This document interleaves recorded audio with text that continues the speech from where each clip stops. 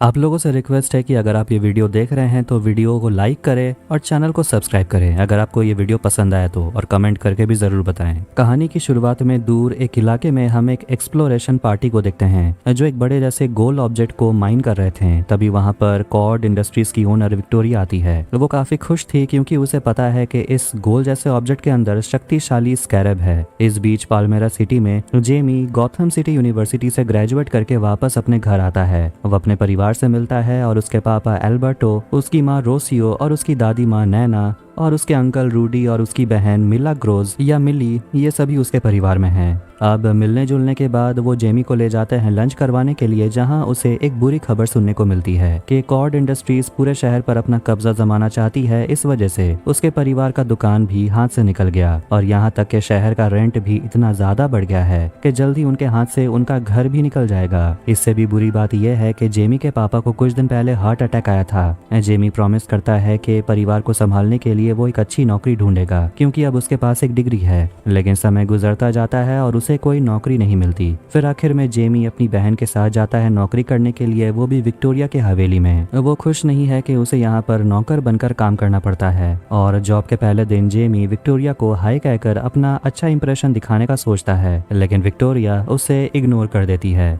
Victoria अंदर जाकर देखती है कि उसकी भतीजी जेनिफर काफी गुस्से में है। जेनिफर टीवी चलाती है जिसमें कंपनी का लेटेस्ट प्रोडक्ट ओमैक यानी कि वन मैन आर्मी कॉर्प्स को देखते हैं, जो एक तरह का एक्सोस्केलेटन है और इसे किसी भी इंसान को लिंक किया जा सकता है और ओमैक से यूजर को बहुत ज्यादा डिस्ट्रक्टिव पावर मिल जाएगा, जिसकी मदद से आने वाले समय में देश के मिलिट्री का चेहरा ही बदल जाएगा। जेनिफर इस सबसे बहुत गुस्से में है क्योंकि इस कंपनी से लोगों की भलाई होनी चाहिए, ना कि उन्हें दुनिया को तबाह करने वाला हथियार पर काम करना चाहिए। लेकिन विक्टोरिया उसे याद दिलाती है कि लोगों की मदद करना वो तुम्हारे पापा चाहते थे, लेकिन उनके जाने के बाद ये कंपनी विक्टोरिया के हाथ में आ गया और अब वो जो चाहे वो कर सकती है। जेनिफर अपनी आंटी की बात नहीं मानती, लेकिन विक्टोरिया का बॉडीगार्ड इग्नासियो जेनिफर को रोकता है। जेमी ये सब कुछ देख रहा था और वो जेनिफर का बचाव करते हुए वहां आ जाता है, जिस वजह से गुस्से में आकर विक्टोरिया जेमी और मिली को ऑन द स्पॉट नौकरी से निकाल देती है। जेनिफर को बहुत बुरा लगता है कि जेमी के साथ गलत हुआ और वो जेमी को अपना नंबर देती है और कहती है मुझे कांटेक्ट करना और मैं तुम्हें नया जॉब दिला दूंगी। रात में जेमी काफी नर्वस था जेनिफर को टेक्स्ट करने को लेकर, लेकिन आखिर में जेमी उसे मैसेज करता है और एक मीटिंग फिक्स करता है। अगले दिन जेमी कंपनी में पहुंचकर लॉबी में इंतजार कर रहा था तो वहीं जेनिफर चुप चुप कर कंपनी के लैब में पहुंच जाती है और ये देखकर उसे झटका लगता है कि उसकी आंटी को स्कैरब मिल गया है और जेनिफर उसे तुरंत चुरा लेती है। वहां से निकलने के बाद कंपनी में काम करने वाला जोजे देखता है कि किसी ने स्कैरब चुरा लिया है, इसीलिए वो बिल्डिंग को लॉकडाउन करने का ऑर्डर देता है। तो जेनिफर जेमी को देख लेती है और जैसे ही अलार्म बजने लगता है डर के मारे जेनिफर वो डब्बा जेमी को दे देती है और कहती है कि यही तुम्हारा नया जॉब है, अपनी जान पर खेलकर इस बॉक्स को प्रोटेक्ट करना और बॉक्स को किसी भी हालत में खोलना मत। जेमी तुरंत उस बॉक्स को लेकर बिल्डिंग से बाहर चला जाता है और घर पर जेमी को उसका परिवार परेशान कर रहा था कि उसे बॉक्स को खोलकर देखना चाहिए कि उसमें है क्या। मना करने के बाद भी जेमी उस बॉक्स को खोलता है और उसे अंदर स्कैरब मिलता है, जिसे देखकर परिवार खुश नहीं होता। जैसे ही जेमी स्कैरब को अपने हाथ में लेता है वो एक्टिवेट हो जाता है और स्कैरब के पैर निकल आते हैं और वो जेमी के चेहरे से चिपक जाता है। जो कोई भी इसे निकालने की कोशिश करेगा उसे जोर का झटका लगेगा और इस अजीब पावर के वजह से इलेक्ट्रिसिटी बॉक्स खराब हो जाता है। स्कैरब जेमी के कपड़े के अंदर चला जाता है और ट्रांसफॉर्म होना स्टार्ट हो जाता है, जिसके बाद उसके पैर निकलने लगते हैं और जेमी छत से चिपक जाता है और उसके शरीर के चारों ओर एक एक्सो आर्मर बन जाता है, जो पहले तो डरावना लग रहा था लेकिन लास्ट में काफी कूल लगता है। फिर उसके सूट का एआई सिस्टम एक्टिवेट हो जाता है जिससे सिर्फ जेमी सुन सकता है। एआई खुद को टेस्ट करना चाहता है, इसीलिए जेमी छत को तोड़ते हुए सीधा स्पेस में चला जाता है और ये सब होता हुआ जेमी को विश्वास नहीं हो रहा था। फिर वो सूट जेमी को पूरे शहर से उड़ाते हुए लेकर जाता है, लेकिन जैसे ही उसके सामने एक बस आ जाती है सूट खुद को बचाने के लिए एक सुरक्षा कवच बना लेता है, जिससे वो बस दो भाग में बढ़ जाता है और जेमी को एक खरोच नहीं आता। इसके बाद स्कैरब जेमी को वापस घर ले आता है और जेमी अपने असली फॉर्म में वापस आ जाता है और बेहोश हो जाता है। फिर शाम को जेमी देखता है कि वो स्कैरब उसके पीठ से चिपक चुका है जिसे वो निकाल भी नहीं सकता। परिवार पुलिस को बुलाने के बारे में सोच रहा था, लेकिन रूडी मना करता है और कहता है कि अगर पुलिस को बुला लेते हैं तो वो जेमी को चोर समझकर पकड़ के ले जाएंगे। जेमी जेनिफर को ढूंढते हुए जाता है उसे जवाब मांगने, लेकिन देखता है कि वो कॉर्ड बिल्डिंग के बाहर सोल्जर से बच के भाग रही थी। जेनिफर जेमी के गाड़ी में बैठ जाती है और सिक्योरिटी उनके गाड़ी के ऊपर हमला करते हैं। इसीलिए जेमी तेजी से भगाते हुए गाड़ी को लेकर आता है जेनिफर के घर, जहां वो उसे सारा एक्सप्लेनेशन देती है और बताती है कि स्कैरब एक तरह का आर्टिफैक्ट है और ये कहां से आया है इसका ओरिजिन कोई नहीं जानता, लेकिन इसे कोई भी मास डिस्ट्रक्शन के लिए एक हथियार की तरह यूज कर सकता है। इसलिए उसकी आंटी इस स्कैरब के पीछे पड़ी हुई है ताकि वो अपने ओमैक प्रोजेक्ट को सक्सेसफुल बना पाए। और पता चलता है कि इस स्कैरब ने जेमी को अपना होस्ट चुना है, जो जेनिफर नहीं जानती क्यों, लेकिन अगर उन्हें जवाब जानना है तो उन्हें कॉर्ड बिल्डिंग के अंदर से एक की को चुराना होगा। अंकल रूडी दोनों को कॉर्ड टावर लेकर जाते हैं और जैमिंग डिवाइस यूज करके वो सिक्योरिटी कैमरा को बंद कर देते हैं। दोनों चुपके से अंदर जाते हैं और उस की को चुरा लेते हैं, जो एक तरह का मॉडिफाइड घड़ी है जो जेनिफर के पापा यूज करते थे। उसके बाद दोनों बिल्डिंग से बाहर निकलते हैं और दोनों को इग्नासियो पकड़ लेता है और ये देखते ही स्कैरब तुरंत लड़ने के लिए खुद को सूट मोड में बदल लेता है। तो वहीं बदले में इग्नासियो अपना आधा अधूरा ओमैक टेक्नोलॉजी से उससे लड़ता है। लड़ाई में इग्नासियो बहुत ही बेरहमी की तरह लड़ रहा था, जिससे जेमी का एआई बहुत ज्यादा वायलेंट हो जाता है और वो हथियार से इग्नासियो को मार डालने वाला था, लेकिन जेमी खुद को रोकता है और अपने सूट से कहता है कि मैं किसी को मार नहीं सकता क्योंकि मैं कोई खूनी नहीं हूँ। तभी वहां पर जेनिफर और रूडी आ जाते हैं गाड़ी लेकर और इग्नासियो गाड़ी पर हमला करता है, जिससे जेमी वापस उन्हें देखने के लिए जाता है और मौका देखकर इग्नासियो जेमी पर हमला करता है और उस पर हावी हो जाता है। लेकिन जैसे ही जेमी को वह मारने वाला था, रूडी अपने जैमिंग डिवाइस से उस पर हमला करता है और तीनों वहां से भाग निकलते हैं। सुबह में वो सभी जेनिफर के पुराने हवेली में आते हैं, जहां उस घड़ी की मदद से वो एक सीक्रेट लैब का एक्सेस उन्हें मिलता है। यहाँ खुलासा होता है कि जेनिफर के डैड असली में शहर के सुपर हीरो ब्लू बीटल हुआ करते थे और वो शहर के क्रिमिनल से लड़ने के लिए उन्होंने खुद के लिए बहुत सारे गैजेट्स और टेक्नोलॉजी उन्होंने बनाया।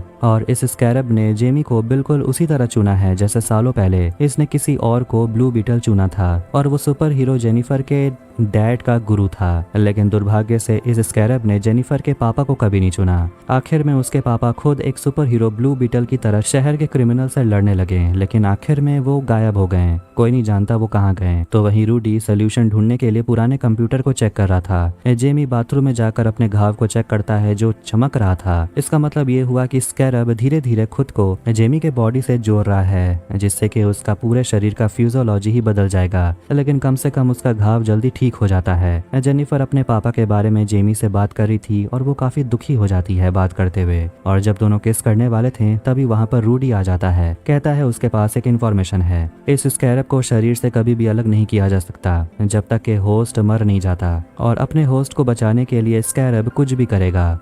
ये सबसे जेमी खुश नहीं होता, लेकिन उसके अंकल उसे समझाते हैं कि इस स्कैरब ने तुम्हें चुना है किसी कारण के वजह से जो अभी हमें समझ नहीं आ रहा। इस बीच विक्टोरिया को जेमी के बारे में पता चलता है। उसके पास स्कैरब है और वो अपने प्राइवेट सोल्जर को भेजती है जेमी के घर में उसे पकड़ने के लिए। जेमी, जेनिफर और रूडी विक्टोरिया के हेलीकॉप्टर को देख लेते हैं अपने घर के सामने। इसके बाद जेमी ऊपर से कूदकर अपने सूट को एक्टिवेट करता है। तो वहीं जेमी के घर में सोल्जर्स पूरे एरिया को घेर लेते हैं और घसीटते हुए पूरे परिवार वालों को बाहर निकालते हैं, जिससे एक कैंडल नीचे गिर जाता है और आग लग जाती है। परिवार गन पॉइंट पर पकड़ा जाता है, लेकिन जेमी समय पर वहां पहुंच जाता है और कुछ सोल्जर्स को मार गिराता है, जिससे वो जेमी पर हमला करने लगते हैं। विक्टोरिया सूट के पावर को देखना चाहती है, इसीलिए वो अपने लोगों से कहती है परिवार पर हमला करने के लिए, जिस वजह से जेमी सुरक्षा कवच बनाकर सारे बुलेट्स को रोक लेता है। इसके बाद वो अपने सूट के मदद से सारे सोल्जर्स को मार गिराने लगता है और परिवार वहां से भागने के लिए निकलता है। लेकिन उसकी बहन मिली गिर जाती है और उसके पापा रुकते हैं मिली की मदद करने के लिए।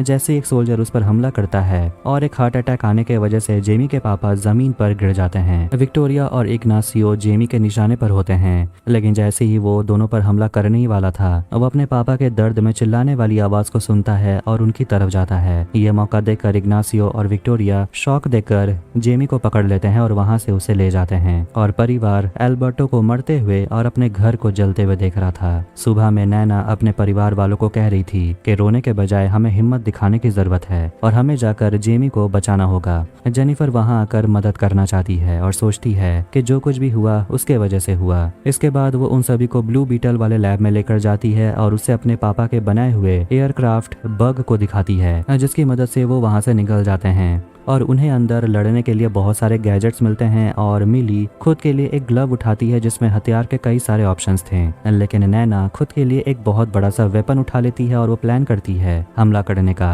पाको आइलैंड के किले में विक्टोरिया जेमी को एक मशीन से कनेक्ट करती है ताकि वो स्कैरब के कोडिंग को एक्सट्रैक्ट करके अपने ओमैक के डाटाबेस में डाल सके, जिस वजह से जेमी मर जाएगा।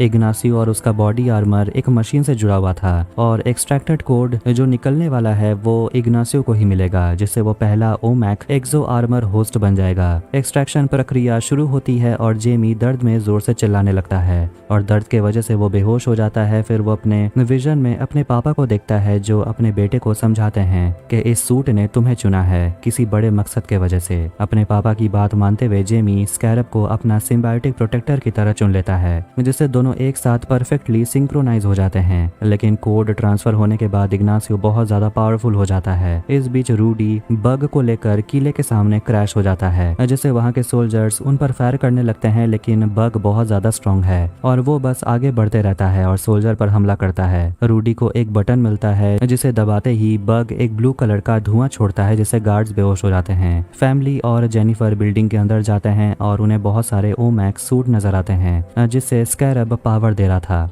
एक्सप्लोसिव गैजेट की मदद से वो सभी ओमैक सूट को डिस्ट्रॉय कर देते हैं, लेकिन इससे किले को भी नुकसान पहुंचता है और मलबा गिरने लगता है, जिससे जेनिफर और मिली अलग हो जाते हैं। लैब में जेमी को आखिरकार होश आता है और वो अपने सूट को एक्टिवेट नहीं कर पा रहा था क्योंकि उसका सिस्टम रिबूट हो रहा था। उस वक्त जोजे गुस्सा हो जाता है क्योंकि वो विक्टोरिया के रेसिस्ट और बेइज्जती भरे कमेंट को सुनकर थक चुका है, इसीलिए वो जेमी को भागने में मदद करता है। दरवाजे के बंद होते ही इग्नासियो जोजे को मार डालता है और लैब एक्सप्लोड हो जाता है, लेकिन इग्नासियो के प्रोटेक्शन के वजह से विक्टोरिया जिंदा है और दोनों निकलते हैं जेनिफर को पकड़ने के लिए। जेमी अपने परिवार के पास जाता है, लेकिन उसे कुछ सोल्जर मिलते हैं, लेकिन उसका सूट काम ही नहीं कर रहा था और उसे लग रहा था कि अब वो नहीं बचेगा। तभी उसे बचाने के लिए वहां उसकी दादी आ जाती है और अपने बड़े से हथियार से वो सभी को मार गिराती है। इसके बाद वो लोग बग की तरफ जाते हैं और जेमी अपनी माँ से मिलता है और उसे पता चलता है कि उसकी बहन मिली और जेनिफर मिसिंग है। जेमी वापस आकर उन्हें बचाने का सोचता है। किले में मिली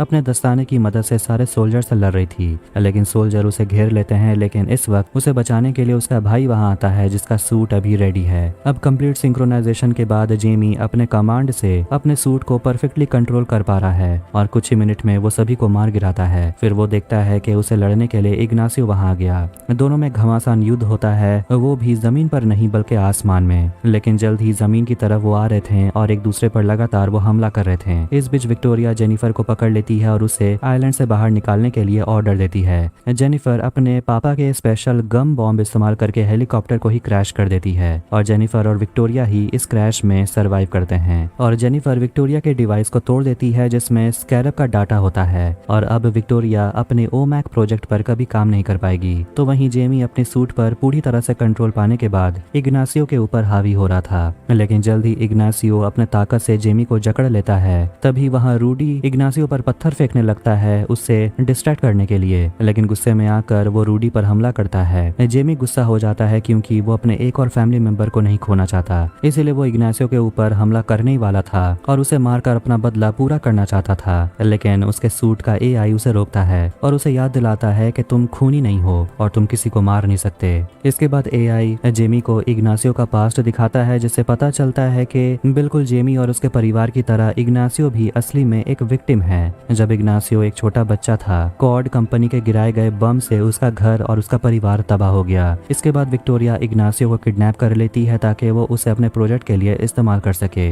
ये सब कुछ जानने के बाद जेमी इग्नासियो को छोड़ देता है और अब इग्नासियो विक्टोरिया का ऑर्डर नहीं मानने वाला। इग्नासियो खुद को ओवरचार्ज करने लगता है और विक्टोरिया पर हमला करता है, जिससे एक बहुत बड़ा सा एक्सप्लोजन होता है और पूरा आइलैंड तबाह हो जाता है। रूडी बग को लेकर आता है और जेमी, जेनिफर और पूरा परिवार को बचा उठा लेता है और फिर पूरा परिवार एक दूसरे को गले लगाकर रोने लगते हैं क्योंकि अब एल्बर्टो उनके साथ नहीं है। कुछ समय के बाद जेनिफर कॉड इंडस्ट्रीज का कमान अपने हाथ में ले लेती है और एक इंटरव्यू में अनाउंस करती है कि ओमैक मिलिट्री प्रोजेक्ट को हमेशा के लिए बंद किया जाता है। जेमी और उसका परिवार अपने तबाह हो चुके घर के सामने आते हैं और सोच रहे होते हैं कि अब वो क्या करेंगे। आसपास के पड़ोसी लोग वहां आ जाते हैं और उनसे मिलने के लिए जेनिफर भी आती है और बताती है कि उसके कंपनी को रूडी जैसे टैलेंटेड लोगों की जरूरत है जो नई चीजों की आविष्कार में कंपनी की मदद करें, और वो पूरे परिवार को एक नया घर देने का भी वादा करती है जिससे सभी खुश हो जाते हैं। आखिरकार जेमी हिम्मत जुटाकर जेनिफर को डेट पर ले जाने के लिए पूछता है। दोनों किस करते हैं और जेमी के सूट के मदद से दोनों वहां से उड़ जाते हैं। तो वहीं ब्लू बीटल के लैब में कंप्यूटर अपने आप ऑन हो जाता है और जेनिफर के पापा के वॉइस रिकॉर्डिंग से पता चलता है कि वो अभी भी जिंदा हैं। और इसी के साथ 2023 में रिलीज हुई ब्लू बीटल मूवी यहीं एंड होती है। वीडियो अगर अच्छा लगा तो वीडियो को लाइक करें, चैनल को सब्सक्राइब करें।